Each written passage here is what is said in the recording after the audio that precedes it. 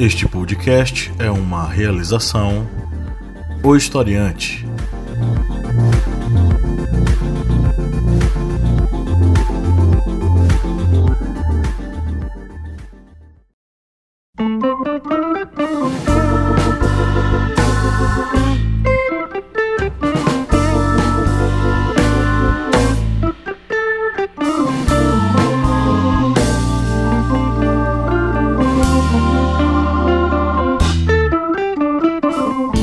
Olá, ouvintes, bem-vindos mais uma vez ao seu podcast sobre as ciências humanas, é o podcast do Historiante, no seu programa do início da semana, a Minipédia, onde a gente se debruça sobre alguns assuntos aí da história, sempre com um papo interessante, bacana. Eu sou o professor Pablo Magalhães e do outro lado da linha, do outro lado desse mundo pandêmico, do pandemônio, do inferno, está o senhor Kleber Roberto. E aí, pessoal, beleza? Sobrevivendo à pandemia, estamos aqui gravando à distância, né, bicho? Já estamos até acostumados já. Já vai fazendo o quê? 4 meses nesse rojão? Pois é, as gravações no estúdio parecem coisa de outro mundo, né? Meu Deus, há quantos anos a gente não grava? Enfim, estamos aqui para bater um papo sobre alguns mitos que... como é que eu posso dizer? Personagens históricos que compõem a mitologia brasileira, mas que não são necessariamente mitos. Alguns personagens que, devido a algumas movimentações políticas, algumas necessidades de criações de heróis, acabaram sendo maquiados. Alguns heróis que não foram nem tão heróis assim, ou outros que foram simplesmente bodes expiatórios de alguns movimentos. Isso mesmo, estamos aqui para falar sobre esses mitos e possivelmente a gente vai retornar com esse modelo de podcast mais pra frente aqui na Minipédia. Mas antes vamos para os nossos recados. Se você nos ouve há um bom tempo, curte nosso conteúdo, imagina você receber coisa exclusiva da gente. Pois é, você pode ser um apoiador e aproveitar todas as benesses que só um apoiador do Historiante pode ter. Podcasts exclusivos, vídeos exclusivos, mini cursos para você estudar e se aprofundar aí sobre alguns assuntos da história e das ciências humanas, além de muita coisa bacana que rola lá no nosso grupo secreto. Então que tal você ser um apoiador lá no apoia.se/historiante? E o valor é uma coisa simples, é barata, é coisa pouca, são R$4 mensais que já nos ajuda a manter o projeto e a gente toca o barco aqui e você faz parte do nosso grupo secreto. Conheça também a família Historiante de podcasts que tá bombando, né, Kleber? Já temos um episódio novo que foi lançado no Correspondente de Guerras sobre a campanha na Itália. Está vindo novidades aí no Era Uma Vez na História também, que é em formato de storytelling, que está vindo com uma novidade sobre uma personagem histórica muito importante na Guerra dos 100 Anos e outro sobre, digamos, a vida na Idade Média. Mas tem mais na família Historiante de podcasts, que é o Podcast Historiante, que está vindo aí sempre com novidades, com atualidades, com muito conteúdo para você que está buscando aí conhecimento. E também o Podcast Arretadas, que lançou agora, né, no final da semana passada, um episódio novo aí chamado Rapidinha, que é um podcast aí para quem está precisando ver algum conteúdo de forma mais prática, mais cômoda e não tem tempo para ouvir algum podcast um pouco mais longo, mas que se você tiver ali com um tempinho extra, você pega a sua pipoca, você pega o seu refrigerante e vai lá maratonar na família Historiante de podcasts. Pega o recado e vá agora no seu agregador. Você está ouvindo a gente no seu agregador preferido? Utilize-o para encontrar os podcasts da família Historiante. É só você digitar na busca O Historiante que a galera já aparece.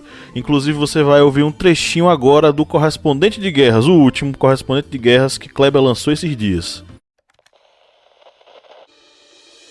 O Duce, pressionado, parecia procurar uma saída para salvar a própria vida. E no dia 25 de julho de 1943, ocorreu uma reunião do Grande Conselho Fascista. O diplomata Nino Grande argumentou que a ditadura fascista havia conduzido a Itália à beira de um desastre militar, que incompetentes haviam sido elevados ao poder e que grande parte da população estava alienada. Ele propôs uma votação para transferir o poder do Duce para o rei, e a proposta foi aprovada pelo Grande Conselho Fascista.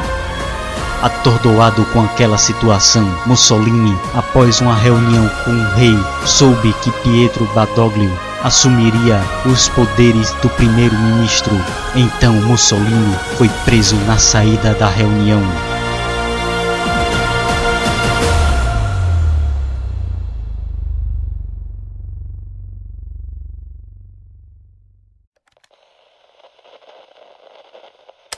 Gostou?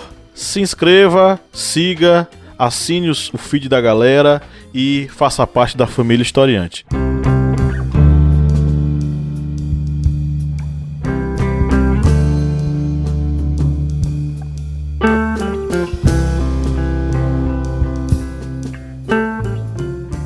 Então, vamos entrar no nosso assunto, vamos para a nossa pauta. Bom, vamos bater um papo aqui sobre um mártir da história brasileira, que as pessoas colocam ele no patamar de Jesus Cristo. É um daqueles heróis que não são tão heróis, que são tão típicos na nossa história nacional. Você vai ver muitos personagens que vão surgir aí na história do Brasil, que muitas vezes não têm atos tão nobres. Vocês vão ver personagens que cometeram massacres, outros personagens que simplesmente, digamos, deram uma de doido e não fizeram nada naquele movimento, e outros que são taxados como heróis, mas na verdade não são tão heróis, são apenas bodes expiatórios que foi taxado como herói devido a uma necessidade, principalmente ali no período republicano, na ditadura militar. E nós estamos falando de um personagem que tanto virou nome de cidade, de praça, de rua. Nós estamos falando de ninguém menos de Joaquim José da Silva Xavier. Se você não conhece pelo nome, você vai conhecer pelo nome que está batizando todos esses espaços que eu acabei de citar, que é Tiradentes. Aqui mesmo do bairro que eu moro tem uma rua aqui chamada Tiradentes. E Tiradentes, como vocês já sabem, foi ali um dos integrantes da Inconfidência Mineira.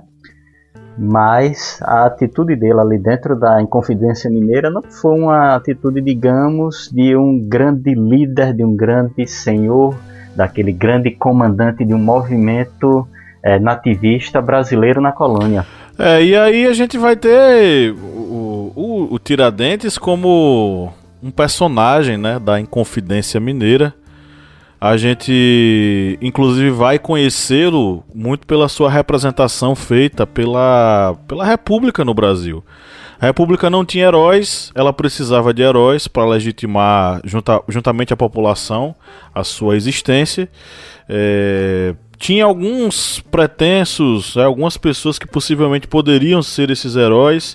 Tinha o Deodoro da Fonseca, que poderia figurar como grande herói republicano, mas ele não era bem um grande herói, ele era monarquista, acabou proclamando a república dentro de um contexto muito complexo, que depois a gente pode fazer uma minipédia só explicando sobre esse assunto. Tinha o Benjamin Constant, mas ele não era um cara assim tão conhecido, tão famoso, a ponto de ser colocado como um grande herói para a república. Até mesmo Floriano Peixoto, né? Só que Floriano Peixoto era muito apagado. Ele era uma pessoa, inclusive, ligada a um período ditatorial, né? Então, enfim, tinha muitos candidatos, só que acabou despontando o personagem histórico Tiradentes, construído em torno desse personagem que participou da Inconfidência Mineira, que algumas pessoas tentaram colocar como líder da Inconfidência Mineira, só que no final das contas, no frigir dos ovos, a gente não vai identificar ele como o grande líder, né? Porque a gente está falando de um movimento, a Inconfidência Mineira, um movimento de elite, uma elite produtora de bens ligados ao ouro, uma elite nobiliárquica até, enfim. Então, Tiradentes ele não se encaixava como líder dessa galera. Ele era talvez ali um emissário, talvez ali um funcionário dentro desse contexto. Mas a gente não quer aqui, vamos dizer assim, minimizar a atuação que o Tiradentes possa ter tido. Porém, a gente tem que questionar. Tiradentes era líder da Inconfidência Mineira? Esse é um ponto que a gente pode problematizar aqui. A gente tem que lembrar que na Inconfidência Mineira o problema todo foi gerado a partir de um mecanismo que é chamado de derrama, que é uma taxação sobre a produção de ouro, que era equivalente a 100 arrobas anuais da arrecadação do quinto. Que esse quinto também é relacionado a ouro, é um imposto que era cobrado pela coroa portuguesa sobre o ouro encontrado na coroa. Ou seja, vem toda ali aquela taxação sobre aquela produção. E havia o risco dessas taxações serem executadas pelo novo governador da capitania das Minas Gerais, que era Luiz Antônio Furtado de Mendonça. E isso afetava principalmente as elites mineiras, porque essa produção de ouro não era produção tão simples para ser, digamos, afetar os pequenos produtores. Isso afetava principalmente a elite mineira, aqueles que tinham condições de ter grandes minas, de terem escravizados para trabalhar nessas minas, assim como, por exemplo, na questão dos engenhos. Só tinha grandes engenhos quem tinha dinheiro para investir. E também só tinha grandes minas, conseguia explorar o ouro nas Minas Gerais quem tinha condições de pagar escravizados, pagar as taxações, enfim. Isso daí afetava principalmente uma elite mineira. E essa elite, ela estava com medo dessa execução, dessas taxações sobre a sua produção de ouro. E quando você vai ver os principais líderes, você vai vendo pessoas que tinham status dentro da capitania. Você vai ver um oficial, um militar, um tenente-coronel, que era Francisco de Paula. Você vai ver advogados como Cláudio Manuel. Você vai ver também outras pessoas como Tomás Antônio Gonzaga, que era ativista político, jurista. Vai ver também Inácio José de Alvarenga Peixoto, que era também advogado. E lembre-se, nesse período, advogado não era uma coisa tão simples não.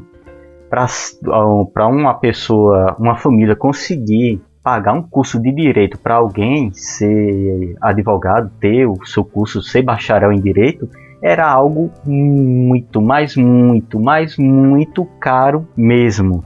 Só famílias muito, mas muito ricas mesmo conseguiam pagar para um membro da sua família ter o bacharelado em direito. E no meio de todas essas pessoas, militares, pessoas ligadas à área jurídica, nós vamos ter lá o Joaquim José da Silva Xavier. Vamos ter lá ele que não tinha logicamente recursos, mas não chegava a, digamos, disputar dentro dessa área de uma elite tão grande um espaço dentro dela através do seu capital, dos seus bens. E aí a ideia era de fato estabelecer uma revolução liberal aos moldes da Revolução Francesa, mas não era uma independência do Brasil, não era a abolição da escravatura, era uma revolução liberal onde essas famílias ricas aristocráticas pudessem tomar as rédeas de uma Minas Gerais independente, não de um Brasil independente. Lembrando, Tiradentes, só um detalhezinho, a gente sempre se refere a esses movimentos como movimentos nativistas, mas eles sempre são voltados para a independência de uma determinada região. Uma Revolução Pernambucana, independência de Pernambuco, uma Sabinada, independência ali, região da Bahia, Inconfidência Mineira, das Minas Gerais, porque não existia a própria ideia do Brasil não existia, né? Brasil. Isso mesmo, não existia uma ideia de o Brasil, o povo brasileiro. Não, cada um em sua capitania tinha os movimentos, esses movimentos nativistas, e eles visavam a independência do seu local. Não existia a ideia de Brasil. Pois uma fragmentação dessa ideia é também característica do período da Inconfidência. A Inconfidência vai ser um movimento liberal em vistas de libertação de Minas Gerais, com essa classe nobiliárquica, aristocrática, latifundiária, coordenando as coisas, e o Tiradentes lá como uma conexão com o povo. Era ele quem ia para a praça pública, instigar a população, se comunicar com a população. É tanto que... E aí vamos logo para a parte em que eles são denunciados, porque existe um cagueta no meio deles, e o nome dele é Joaquim Silvério dos Reis. Ele vai denunciar a galera, e aí os caras vão ser presos. Boa parte deles, a galera rica, vai ser degradada, né? Vai ser enviada para fora do Brasil, e apenas um deles vai ser executado, que foi justamente o Tiradentes. Tiradentes foi aquele que não negou sua participação, defendeu a ideia e acabou sendo assassinado. Tiradentes era uma pessoa completamente desconhecida e ninguém sabia dele, não necessariamente, tá?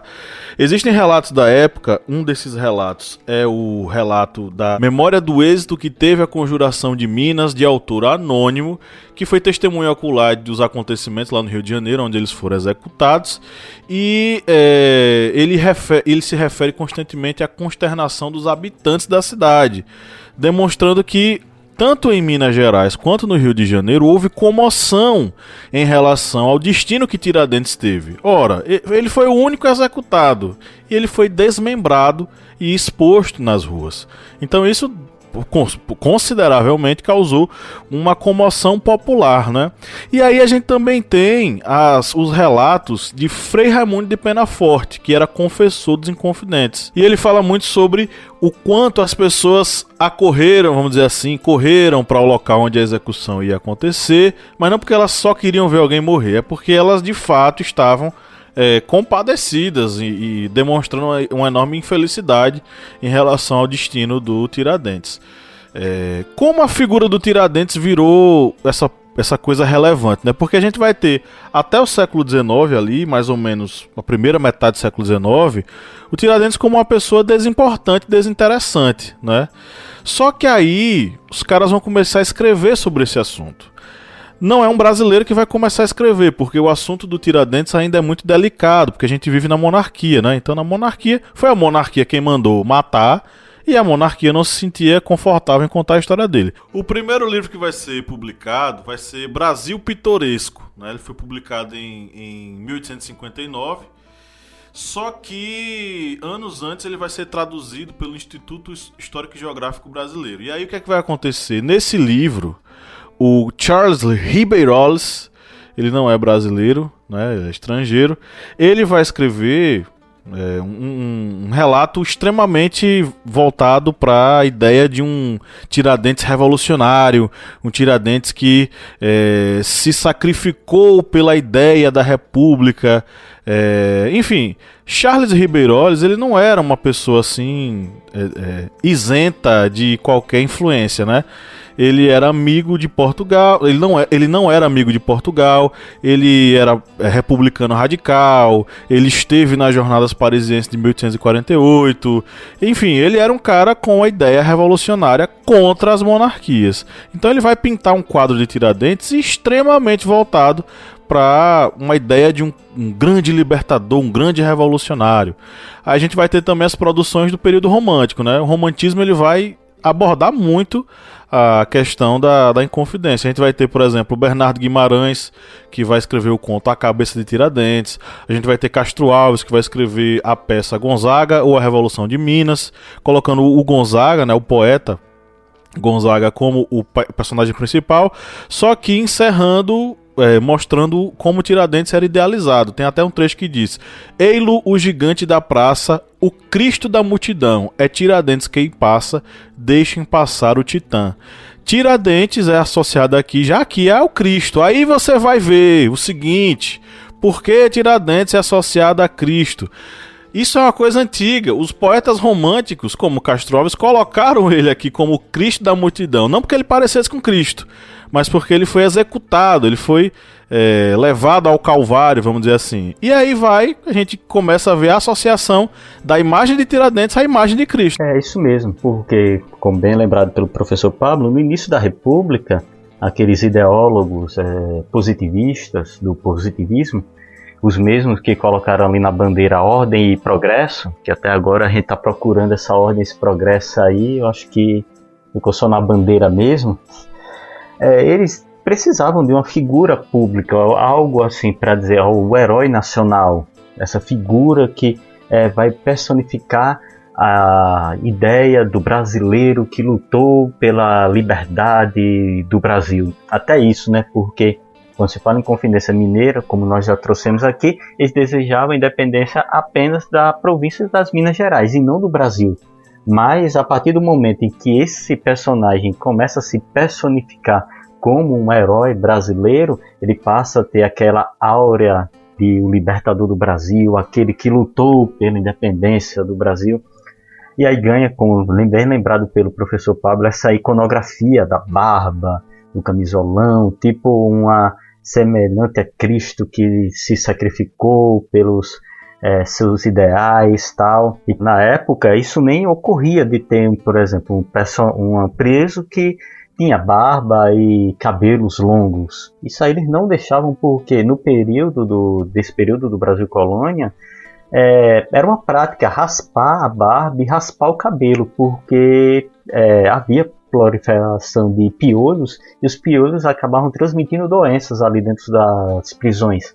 Por isso havia essa prática de rapar a barba, rapar o cabelo, ou seja, dificilmente Tiradentes teria essa barba e esse cabelo tão longos como é visto na iconografia republicana, que é uma semelhança que surgiu já agora no século XX, principalmente pela necessidade de se ter um personagem voltado para ser o herói nacional. Pois é, existe uma grande disputa em relação à imagem do Tiradentes, né? A gente vai ter outro livro publicado sobre o Tiradentes, de 1873, de um cara chamado Joaquim Norberto de Souza Silva, né? A História da Conjuração Mineira.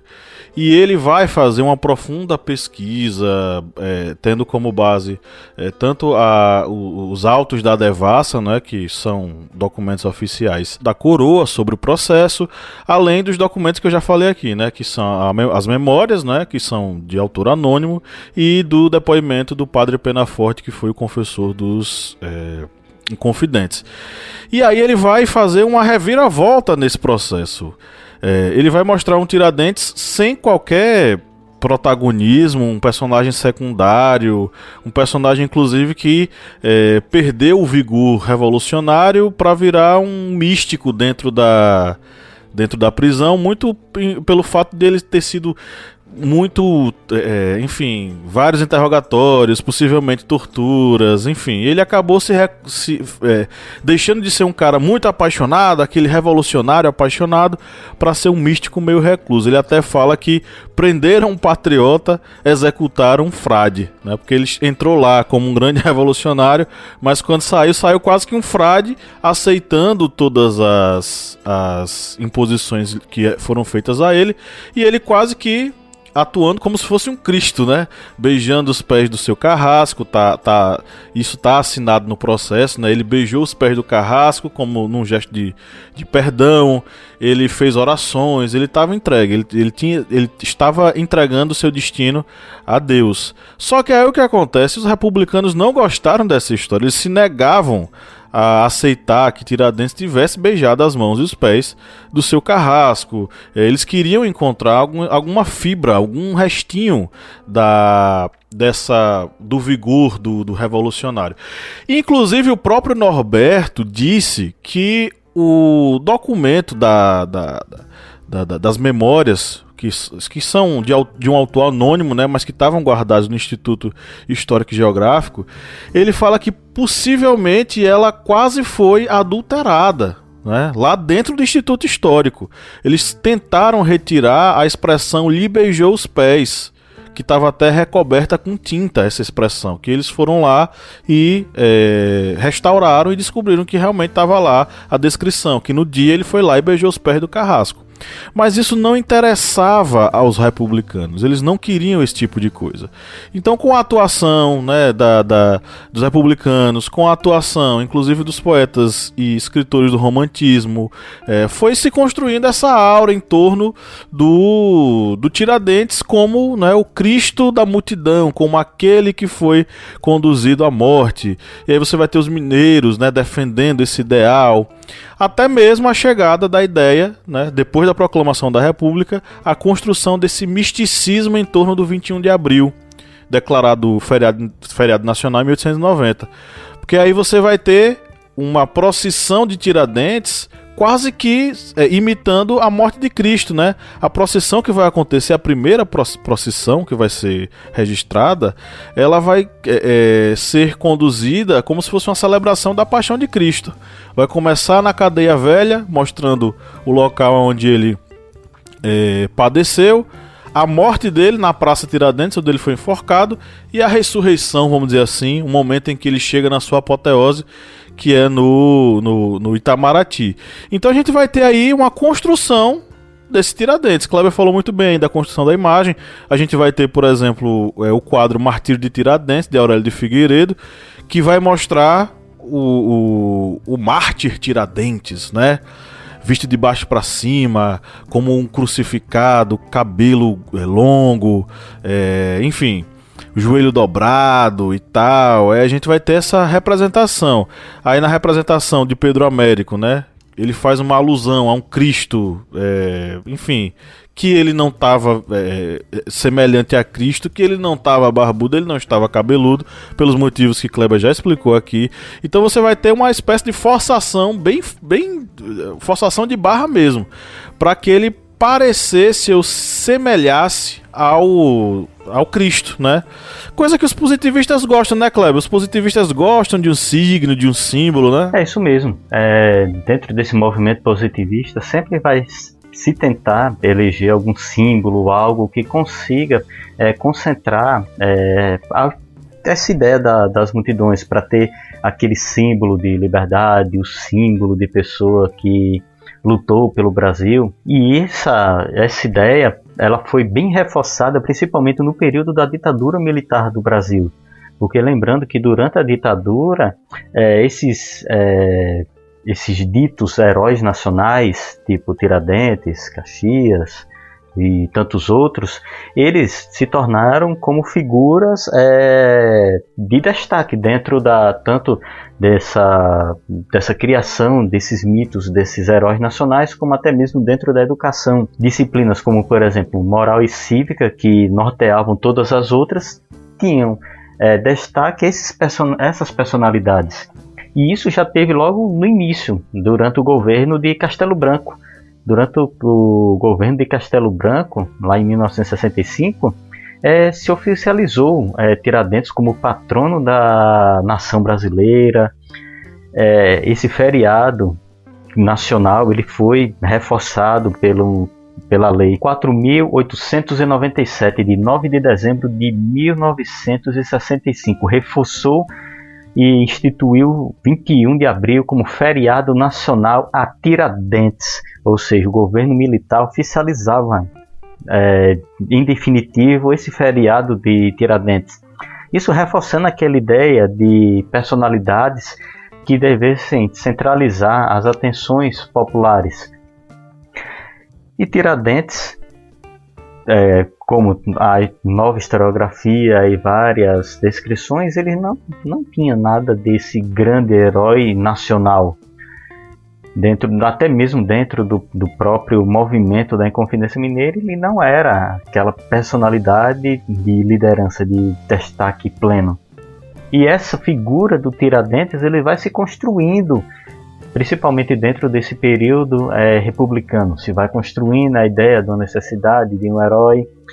Já no período militar, essa ideia desse herói acaba se reforçando juntamente com outros personagens da história brasileira, e muitos deles não são personagens também de uma história tão bonita, mas principalmente dentro da ditadura militar é que nós vamos ter aí um Tiradentes em definitivo dentro daquele panteão dos heróis brasileiros, aqueles que lutaram pela independência do Brasil, mesmo que seja independência apenas de uma capitania, mas para a visão do governo ele teria que ter essa nova roupagem para ser o herói adorado desde ali da escola fundamental até o nome da rua, da praça da cidade. Enfim, se torna como é que Getúlio Vargas disse? Saiu da vida para entrar na história. Só que nesses personagens eles foram, através de medidas do governo, eles saíram do ostracismo e entraram na história, nem que seja na força. O primeiro livro que saiu, que foi escrito sobre a Inconfidência, só para registrar aqui antes da gente terminar, ele foi escrito em 1841, só que ele não foi escrito no Brasil, ele também foi escrito de fora, né? Foi escrito por um estrangeiro, que foi o Robert Southey, que ele escreveu sobre a Inconfidência, né? Um livro chamado História do Brasil. Esse livro ele ele só relata o que está escrito lá na Devassa mesmo, nos autos da Devassa, sobre os personagens e tal, enfim. O livro ele é mais narrativo, enfim, ele não trata ele não faz juízo de valor sobre Tiradentes, não. Mas na frente é que vai ter o livro que eu já citei aqui, do Republicano Radical, que vai tentar fazer um Tiradentes mais heróico, né? Mas enfim, é aquela coisa, né? Heróis são aqueles bichos que a gente tem que tomar cuidado, porque herói sempre tem pé de barro. E a gente que se fia nessa coisa, a gente aqui que faz história, a gente diz o seguinte: não cultivem ídolos, eles costumam ter pés de barro e quando você dá um peteleco, eles se destroem.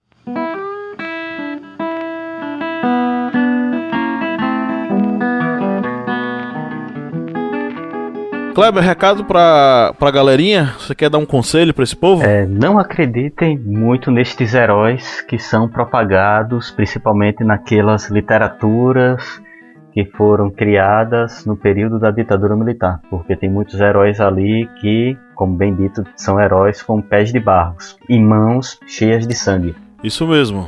Então a gente fica por aqui, um grande abraço, galera, e tchau, tchau. Valeu!